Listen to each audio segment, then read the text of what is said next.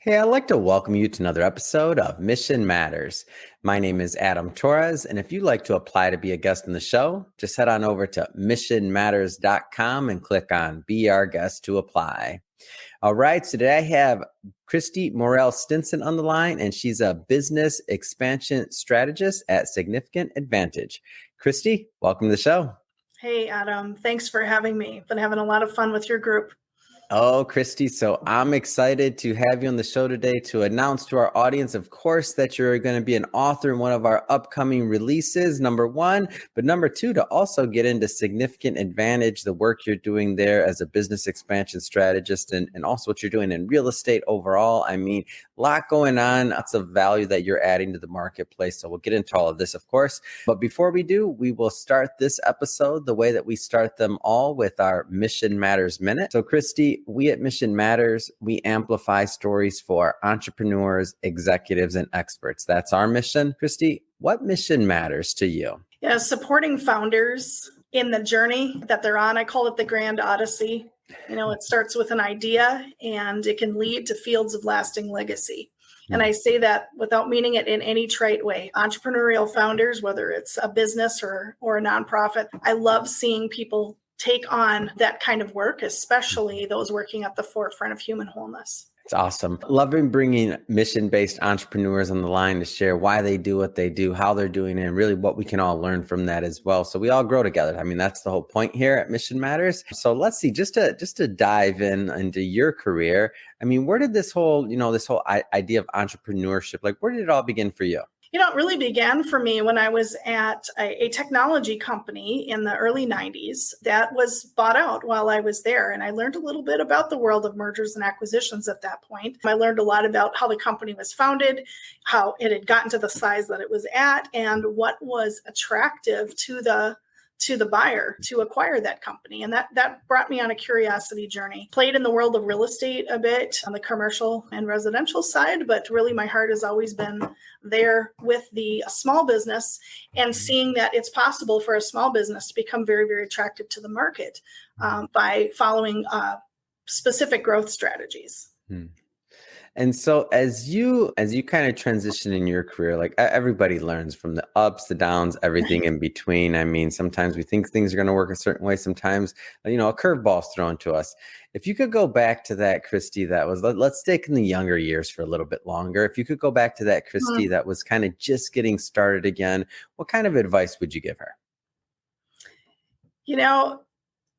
To be really strategic, meaning very thoughtful and look at the bigger picture when pursuing to be more of a planner early on rather than just letting life happen. A lot of the experience that I gained was in the trenches with small business owners, just trying things, just getting in there and working alongside of owners and their managerial teams to solve problems. And that was a lot of great experience, but looking back, I see how I definitely could have followed a straighter path. One of the things that I've heard you as we've interacted, say multiple times, and I like to bring it out here, is that you work on the front lines of human wholeness. What does that mean to you? That means that the person is at the center of the work that we do. And when I look at building, when we look at how you create an organization and how that organization grows, the founder's at the center of it for a really long time.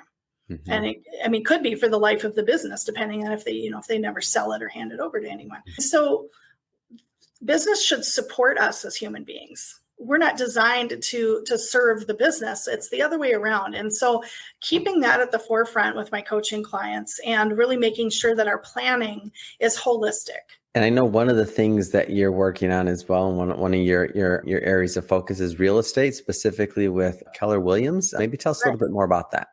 Well, sure. So I recently joined Keller. I was at a traditional business broker and have been doing some mentoring in mergers and acquisitions for a number of years. I've always done a lot of value growth work. I just didn't always call it that. And so when I learned more about how that world works and, the private equity groups, the family office, the individual investors and partnerships, and I learned what they're looking for and what drives value in terms of an attractive enterprise to acquire. I found that my real estate license can serve that purpose and that Keller really is positioned as one of the best organizations in the world to support that, because they're much more than a real estate company. Really a lifestyle company, and real estate is the technology that we use, the technical side of things, I should say. What does coaching mean to you? Do you consider yourself a coach for founders and for others? Well, I've done a lot of coaching, and I've been trained as a business coach, really formally since about 2008 is when I really got my formal training. I consider coaching a very important modality. I really call myself a strategist, and my focus is more on the planning and the strategic thinking. And I work alongside of and I do provide a lot of coaching myself. It's an important modality to include. Really, it's about asking questions and allowing the person to guide their own journey with high quality questions and high quality perspectives. All right, Christy. So I want to jump around here a little, and I'll preface this for the audience. So we're going to touch on the book today with Christy, and that on the upcoming release. That being said, we're not going to go too far, and that's intentional because Christy will be coming back on the show. So for a part 2 of this interview, where we will actually do a deep dive into the book once the book is actually live and launched. But just to give us a little bit of a flavor, a taste of what you plan to bring to the table in the upcoming release, Christy, tell us a little bit more about what you plan to bring. What do founders need to consider before expanding? There's really 4 areas of consideration. And so we're going to want to talk about those 4. I could give a little insight on that if you want me to, Adam. You can give a little. Don't worry. I'll cut you off if you're going too far. Don't worry. Well, we're going to want to talk about the strength of a business foundation. And how would you know? How do you assess that? How about the readiness of your team? The receptiveness of the market, and how ready are you personally? It's awesome. We'll cut it off there. That's a teaser intentionally for everybody watching or listening. We do sell books, and we're going to bring Christy back on again, as I mentioned, once the book is live, so that we can do a deep dive into those ideas when the book is available as well. But let's get into your business further, Christy. So Significant Advantage. Tell us a little bit more about the firm. So I founded Significant Advantage to be a platform for coaches and advisors and agents. And what I mean by that are people who serve other people in change work, guiding them on a journey of some kind. I noticed that there's a lot of coaches and consultants that struggle or that they join a big company and their brand is really swallowed up, and they're expected to just kind of, be an extension of that big company brand. And I wanted to create something a little different. Significant Advantage has stayed small. And we have a very lean team. We have independent coaches that work alongside of us. We find client projects, and then I look across my network of coaches and bring people into those projects that are the best fit, really allowing them to keep that brand differentiator that they've worked on pretty hard. And I say coaches, I also include, advisors that could be financial or legal, attorneys, or that could be real estate agents of different types. And so now that I'm partnered with Keller Williams, I'm able to really focus on that agency side of the business and offer something to real estate agents, whether they're in residential, whether they're focused on luxury or waterfront, or just traditional residential, or if they're in commercial real estate, office or multifamily, or if they're business broker, which is sometimes people equate that with commercial real estate, though it's quite a different discipline. To be able to serve those agents as people and help them with their brand development and what makes them different in the marketplace so that they have a thriving business. So we are a team at Keller, and we are recruiting agents, and we're really excited about that. That is exciting. And I want to break this conversation up into a couple of different pieces. So maybe we start from the idea of how do you find who you're going to work with on the platform overall, whether it's the business coaches or otherwise, how do you go about looking into what's the right type of partner for that? Sure. Well, a values-based conversation is where it starts. I get introduced to people through word of mouth, I think more often than anything. I have a lot to learn about the marketing side of things and scaling, through marketing. And so I'm excited to be working with your group on that front. Over the years, I've cultivated a network of people, and I believe that relationship-based networking is, first of all, it's just a joy to be part of that. I love being curious about other people and finding ways to bring the right resources into their world and make referrals. And so that's just become part of my lifestyle. And so I meet other agents through word of mouth. I meet clients through word of mouth. Mm-hmm. And I'm excited to scale that and put the right marketing in place in order to do so. Yeah. And then let's take it from the client side of you. Like, how do you find, or who's typically a right fit, I should say, to work with you and your team?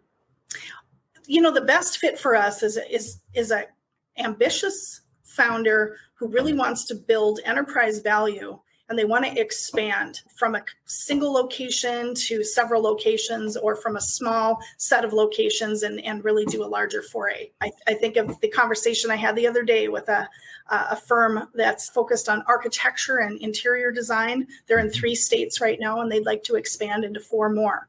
Yeah. And so that's a really great client for us. We can provide that business planning. We can provide that analysis of the enterprise value and really look at that, what's called a value opportunity profile, and give them the tools that they need, the data that they need in order to really choose where to focus next and where the real risks are that expansion is going to expose. Yeah. And is there and I don't want to oversimplify this, because I'm guessing it has to be different per founder, per business, per what their business is, obviously. But are there any like things that let a founder know maybe when they should be considering, or when it may be time to expand from maybe a single location to multiple? I would say that the first thing they're going to want to look at is, do they have a system in place, and is it working? They're not just making things up on a daily basis. They're not so embedded in the business and wearing all the hats. They actually have a system. They have a team, and things are working pretty well. There's not a lot of bumps in the road, and they can see that there's a market demand. So that's the next consideration, right? Is how receptive is the market, and where and why? Yeah, and it reminds me of an interview I did with Liz Illig, who she started with a doggy daycare and grooming business, and when she told me about some of her journeys and building those systems in the beginning in order to be able to expand to different locations, like it's tough, because maybe not every founder it may not be their goal, or they may not be cut out to have multiple locations, because there's a certain amount of giving up control that you have to do, because you can't be at both locations physically at the same time, no matter how much you want to. So if it's successful, but it's successful because of your talent or what you're doing on a day-to-day versus the systems of things, and being able to teach somebody else how to do what you do to create an output. Like it's really tough to get from that 1 to 2. Maybe you can do 2, but when you get like past that to that 3, 4, or even beyond, it becomes almost an insurmountable task if you don't have all those systems in place. Is this part of kind of what you work with founders on? Yes, it is. I mean, first we assess what's there. And we put together a business plan that makes sense, not only to the founder and their team, but also to lenders, or to investors, and to the new talent that they're going to be recruiting. Yeah. I think you really hit the nail on the head, Adam.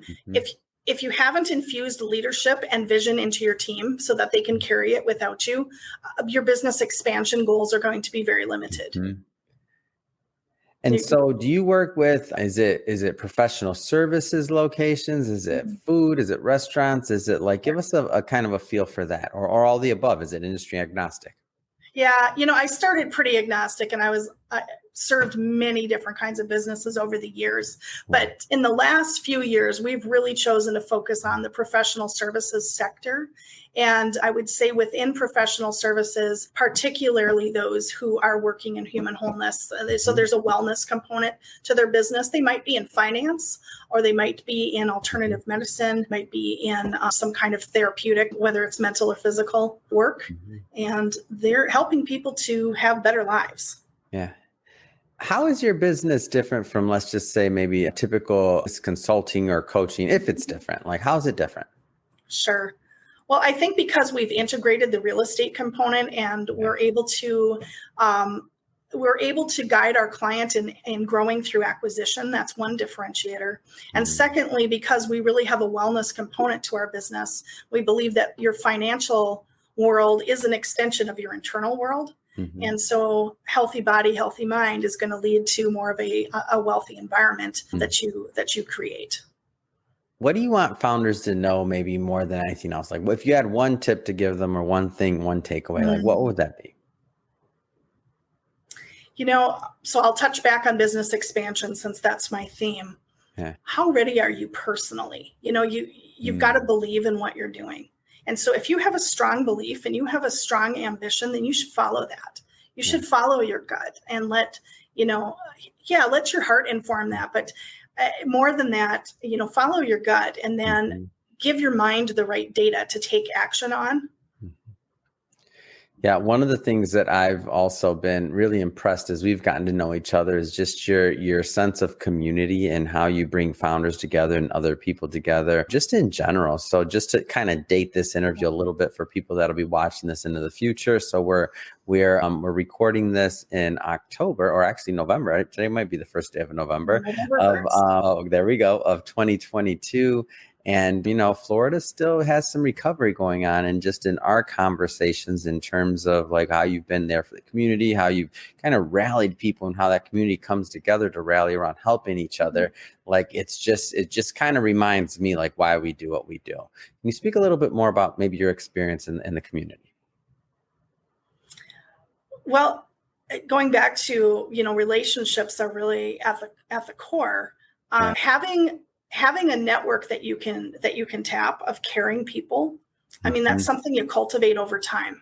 It's not something that just you can instantly, grab. And so I always recommend to people, especially to young professionals, build your network, show up in a way that you actually care and be curious about other people, get to know them. If you keep everybody behind a glass window, they're never really going to know that deeper side of you. And that's what people respond to, really, is they respond to who you are.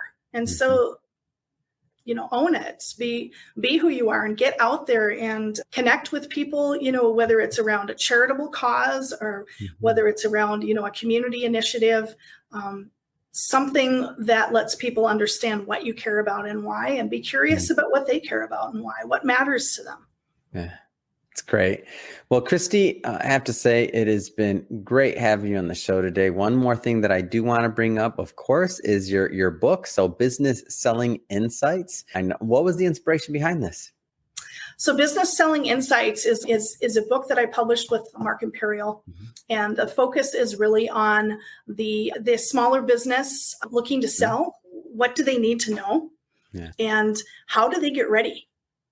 How can they be prepared and positioned for the right type of buyer?